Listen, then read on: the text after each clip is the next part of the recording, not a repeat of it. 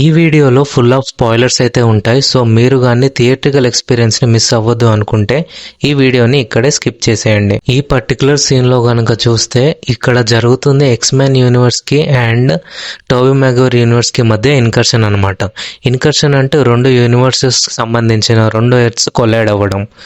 So డెఫినెట్గా నేను ఎందుకని ఇది టోబీ మ్యాగ్వైర్ యూనివర్స్ అని చెప్పానంటే లీక్ అయిన డిస్క్రిప్షన్ ప్రకారం ఫస్ట్ సీన్ వచ్చేసి టోబీ మ్యాగ్వైర్ యూనివర్స్కి అండ్ ఎక్స్మెన్ యూనివర్స్కి మధ్య ఫైట్ అయితే ఉంటుందంట. సో నాకు తెలిసి ఇక్కడ ఈ టూ యూనివర్సెస్ మధ్య ఇన్కర్షన్ జరిగేటప్పుడు ఒక్క ఎర్త్ని సేవ్ చేసుకోవడానికి ఏదో ఒక యూనివర్స్ డిస్ట్రాయ్ అవ్వాలి. సో ఇక్కడ ఖచ్చితంగా టోబీ మ్యాగ్వైర్ యూనివర్స్ అయితే డిస్ట్రాయ్ అయిపోతుంది. అండ్ ఈ సీన్లో కనుక చూస్తే ఈ అవెంజర్స్ టవర్ అనేది చాలా కొత్తగా కనిపిస్తుంది. ఎలా అయితే మనం థండర్ బోల్ట్స్ ఎండ్ క్రెడిట్ సీన్లో ఆ లోగో అయితే చూసామో సేమ్ అలానే, కాకపోతే కొంచెం ఫాంట్ డిఫరెన్స్తో కనిపిస్తుంది. ఈ సీన్లో కనుక చూస్తే ఫెంటాస్టిక్ ఫోర్ టీంతో పాటు అలాగే థార్ కూడా వీళ్ళతో పాటు వస్తున్నాడు. అంటే ఇన్కర్షన్ గురించి ఫెంటాస్టిక్ ఫోర్కే కాదు, అవెంజర్స్ కన్నా ముందు థార్కి అయితే తెలిసే అవకాశం ఉంది. అందుకే బ్యాక్గ్రౌండ్లో కనుక మీరు విన్నట్లయితే థార్ వాళ్ళని చాలా గట్టిగా అయితే వార్న్ చేస్తూ ఉంటాడు. అండ్ ఈ పర్టికులర్ సీన్లో చాలా మంది ఇక్కడ ఈ పర్సన్ ఎవరైతే ఉన్నారో తనని థార్ అని అయితే అనుకుంటున్నారు, కానీ కాదు, తను ఖచ్చితంగా స్టీవ్ రాజర్సే. ఒకవేళ మీరు ఆ హెయిర్ని కానీ ఆ డ్రెస్ని కానీ కరెక్ట్గా అబ్జర్వ్ చేస్తే తను స్టీవ్ రాజర్స్ అని క్లియర్గా అర్థమవుతుంది. అండ్ ఈ పర్టికులర్ సీన్లో అయితే చాలా డీటెయిల్స్ అయితే ఉన్నాయి. ఈ లెఫ్ట్ సైడ్లో ఒక పర్సన్ కూర్చొని ఉన్నాడు కదా, తను బాబ్ అనమాట. అండ్ అలాగే వెనక స్క్రీన్ పైన కనుక మీరు చూస్తే 3 ఎర్త్స్ మధ్య ఇన్కర్షన్ అయితే జరుగుతుంది. అది ఫస్ట్ MCU 616 యూనివర్స్ అయితే, ఇంకోటి ఎక్స్మెన్ యూనివర్స్ అండ్ ఇంకోటి ఫెంటాస్టిక్ ఫోర్ యూనివర్స్ అనమాట. కామిక్స్లో అయితే 2 యూనివర్సెస్ మధ్య ఇన్కర్షన్ అయితే చూపించారు, కానీ ఇక్కడైతే 3 యూనివర్సెస్ మధ్య ఇన్కర్షన్ అయితే చూపించవచ్చని నేను అనుకుంటున్నాను. అండ్ అదే విధంగా ఇక్కడ ఒక పర్సన్ అయితే మిస్ అవుతున్నారు. నాకు తెలిసి అది డాక్టర్ డూమ్ అయ్యే ఛాన్స్ ఉంది. అండ్ అదే విధంగా ఇక్కడ కూడా ఒక పర్సన్ని మిస్ అవుతున్నట్టు అయితే నాకు అనిపించింది. నాకు తెలిసి అక్కడ స్టీవ్ రాజర్స్ ఉండే ఛాన్స్ అయితే ఉంది.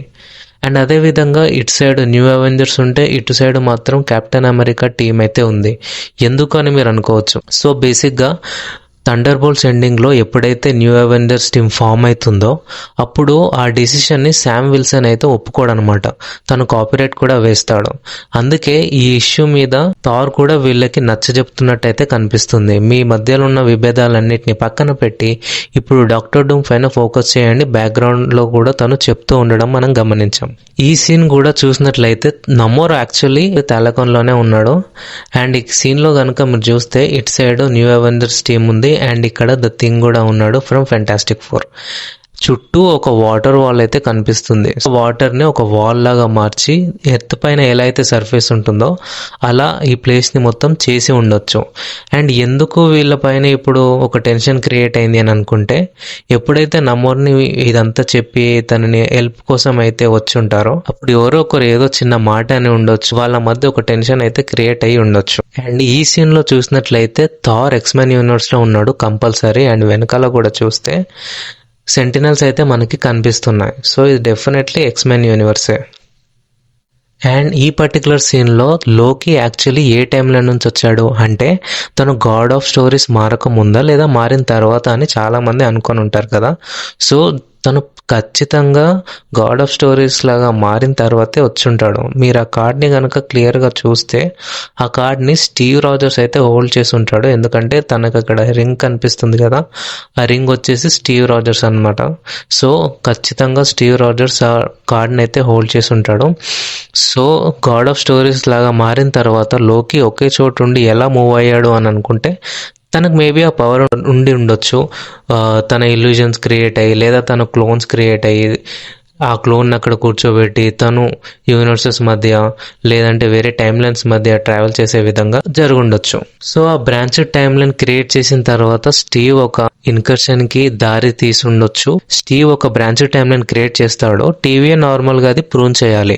సో అప్పుడు నాకు తెలిసి లోకి ఒక కొత్త సొల్యూషన్ ని స్టీవ్ కి ఇచ్చి ఉండొచ్చు. ఫెంటాస్టిక్ ఫోర్ యూనివర్స్ లో అసలు కెప్టెన్ అమెరికా అనే వ్యక్తి ఉండడు. సో ఆ పర్టికులర్ యూనివర్స్లో స్టీవ్కి ఒక చోటు అనేది కల్పించవచ్చు. ఈవెన్చువల్గా ఇది మాత్రం ఇన్కర్షన్కి దారి తీస్తుంది. సో నాకు తెలిసి లోకికి అండ్ టీవీఏకి ఈ విషయం గురించి తెలియకపోవచ్చు, అదే ఇన్కర్షన్ గురించి.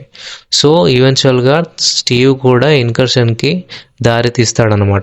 ఈ పర్టికులర్ సీన్ని మనం ఆల్రెడీ మార్వెల్ మనకి వీక్లీ టీజర్స్ రిలీజ్ చేసింది కదా, అప్పుడు చూసామన్నమాట. వెనకాల వాటర్ వాల్ అండ్ ఆ ప్లేస్ మనకి ఆ ఇల్లు కానీ ఆ కొండలు కానీ అసలు కనిపించలేదు కదా, ఇప్పుడు మాత్రం కనిపిస్తుంది. సో డెఫినెట్లీ ఇది తాలకోన్ సిటీ అనమాట. ఎప్పుడైతే నమోర్ని కలవడానికి తన హెల్ప్ కోరడానికి వచ్చుంటారో అప్పుడు ఈ సీన్ మనం చూస్తున్నాం. ఈ సీన్లో మీరు గమనిస్తే థింగ్ ఉన్నాడు, అలాగే సూస్టామ్ ఉంది, కానీ జానీ లేడు అండ్ రీడ్ రీడర్స్ కూడా లేరు. సో ఖచ్చితంగా వాళ్ళు ఎక్స్మెన్ యూనివర్స్కి వెళ్ళుంటారు. కాకపోతే వీళ్ళు మాత్రం ఇక్కడ నంబర్ని ఏదైనా నచ్చజెప్పడానికి వచ్చి ఉండాలి. ఈ పర్టికులర్ సీన్లో రీడ్ రీడర్స్, ఎలెనా, హెర్బీ అండ్ అలాగే వెనకాల శామ్ విల్సన్ కెప్టెన్ అమెరికాతో పాటు అదేవిధంగా షాంగ్-చి కూడా ఉన్నాడు. అండ్ ఇక్కడ జానీ హోల్డ్ చేసే వ్యక్తి ఎవరా అని అనుకుంటున్నారు. ఫస్ట్ యాక్చువల్లీ నేను కూడా వాళ్ళ సిస్టర్ అయి ఉండే ఛాన్స్ ఉంది అని అనుకున్నా. కాకపోతే తర్వాత అది ఫ్రాంక్లిన్ అన్న కానీ నాకు అర్థమైంది. వెనకాల కూడా ఏదో బ్లాస్ట్ లాగా కనిపిస్తుంది. మేబీ అది ఇన్కర్షన్ వల్ల అలా జరుగుతుందా, లేదంటే ఏదైనా ఇంకా వేరే బ్లాస్ట్ అయి ఉండొచ్చేమో మరి. అండ్ ఈ సీన్లో చూసినట్లయితే వెనకాల మొత్తం వాటర్ వాల్ లాగా కనిపిస్తుంది అండ్ తను తాలకోన్ సిటీలో అయితే ఉంది. అండ్ తన ముందు ఎవరైతే ఉండుండొచ్చు అని మీరు అనుకుంటున్నారు, ఖచ్చితంగా నమోరే అయి ఉంటాడు. ఈ పర్టికులర్ సీన్లో అవెంజర్స్ వర్సెస్ ఎక్స్మెన్ కొట్టేసుకుంటున్నారు లిటరల్లీ. యాక్చువల్లీ ఇందులో చాలా మందిని కట్ చేశారు. రైట్ సైడ్లో రీడ్ రిచర్డ్స్ ఉన్నాడు, తను ఎవరితోనో పోరాడుతున్నాడు. యాక్చువల్లీ తను నైట్ క్రాలర్తో అయితే ఫైట్ చేస్తాడు. అండ్ అలాగే ఇక్కడ మిస్టిక్ వచ్చేసి ఎలెనాతో అయితే ఫైట్ చేస్తుంది. సో ఆబ్వియస్గా గ్యాంబిట్ వర్సెస్ షాంగ్-చి అయితే ఫైట్ మధ్యలో జరుగుతుంది. అండ్ అదేవిధంగా వెనుక కూడా కెప్టెన్ అమెరికా శామ్ విల్సన్ అయితే ఉన్నాడు. తను నిల్చొని ఉన్నాడు. ఎవరితో ఆయన ఫైట్ చేస్తున్నాడా లేదా అని అయితే మనకు తెలీదు.